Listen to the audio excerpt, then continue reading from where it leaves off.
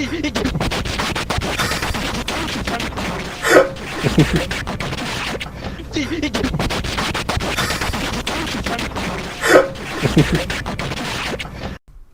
everybody, Black Ninja 797 here, and welcome back to another video. In today's video, we are once again going to be talking about Warzone, because it's been a minute and I want to talk about Warzone yet again. I said I want to start getting back into Call of Duty again, and at least mixing it again in spurts on the channel.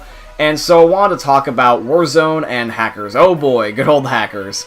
Now, as the title suggests, you might be thinking that this is a long shot because Activision has a bad track record when it comes to hackers, because I'm either going to probably get one or two responses or expectations from you guys. Either you guys think that the accounts that are going to get banned are either just going to be unbanned because hackers just for some reason are able to unban their accounts, or they'll make new ones. Or the second thing is that you guys think that this is not going to fix anything because Activision has a bad track record where nothing seems to get fixed. Which seems to be a fair assumption. But however though, this possibly, I'm not saying guaranteed, but this possibly might suffice as a viable option to ban hackers permanently.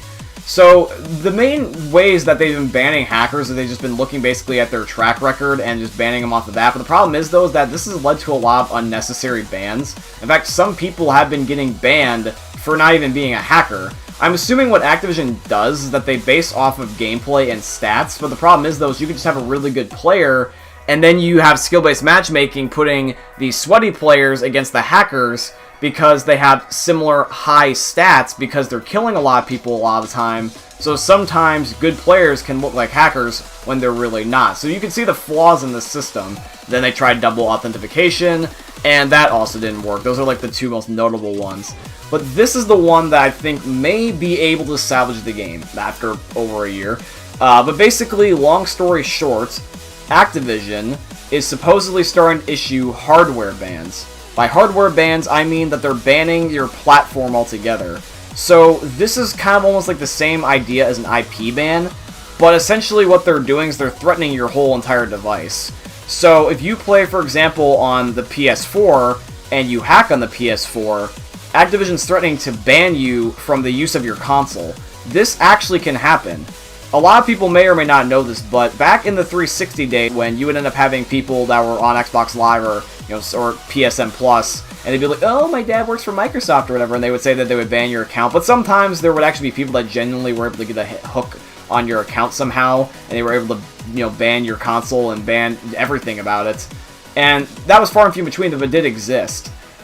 Activision is going to be striking bans on consoles now, guys. This is a big deal because you might be thinking to yourself, being like, oh, there's no way that there's no way they would actually do that.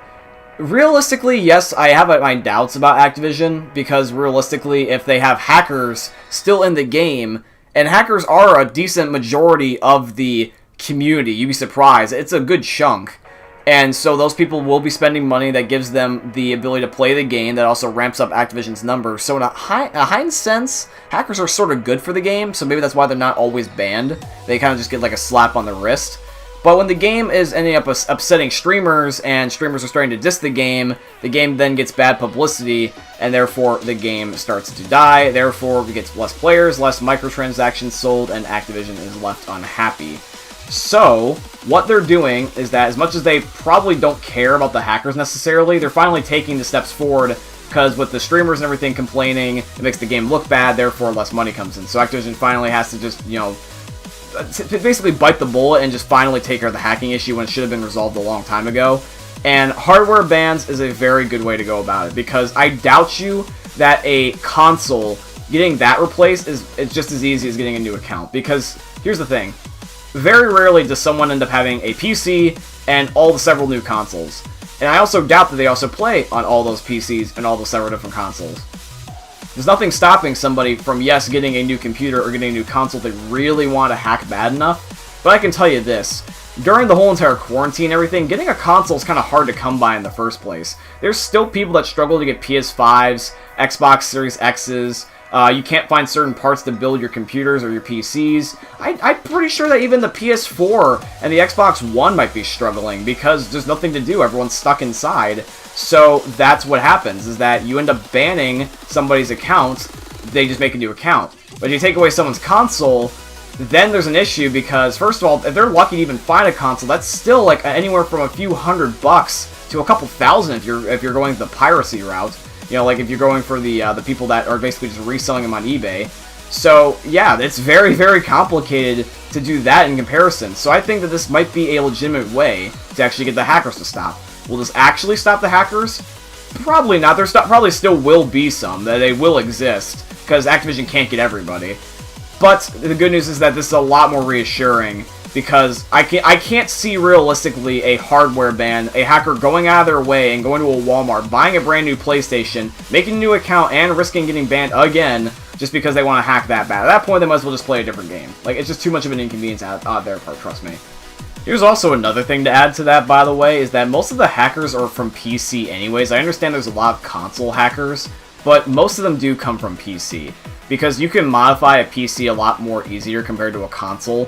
Like, trying to brick your console is actually a legitimate risk, so a lot of people just shove a USB inside of their PC, and then that's the end of it, because I feel like if you're going to really want to hack, you're going to want to get the good stuff, and therefore you're going to want to be on PC. So I would say to limit your ideal hacking scenario here is just make it where you don't have crossplay on. If you can, have it off.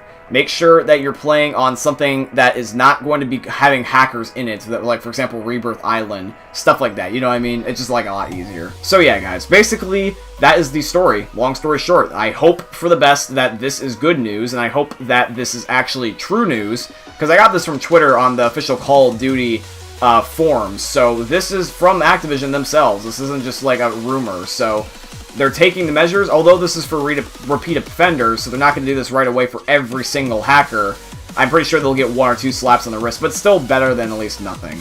Let me know what you think about this down below, because I really am curious what you think. Do you think that this is going to suffice? Do you think that Activision banning consoles compared to accounts will fix anything? If so, when do you think it will, and how do you think it will? Because I very much am curious. But yeah, guys, that's pretty much it for today's video. I hope you guys ended up enjoying. If you did, please consider dropping a like, comment, subscribe, all that beautiful stuff. If you guys want to see any more Call of Duty videos like Modern Warfare multiplayer or Warzone, just let me know via the comment section, because right now there's the brand new like Sykov pistol or whatever that's so OP that it's actually giving people PTSD from just its existence. I've seen gameplay and the thing literally looks like weapon that would be so overpowered, I would say that it makes the Brecci look like it's a joke. Like, that's how overpowered this new gun is. So I might be making a video on that soon. But yeah, guys, I hope you guys ended up enjoying today's video. If you did, just one last time, please leave a like, comment, and subscribe. And please use code BlackNinja797 in the Fortnite and Epic Games item shop. #ad. So I hope you guys enjoyed another YouTube video from the most unique YouTuber you guys are ever going to see. Peace out, guys, and thank you for watching.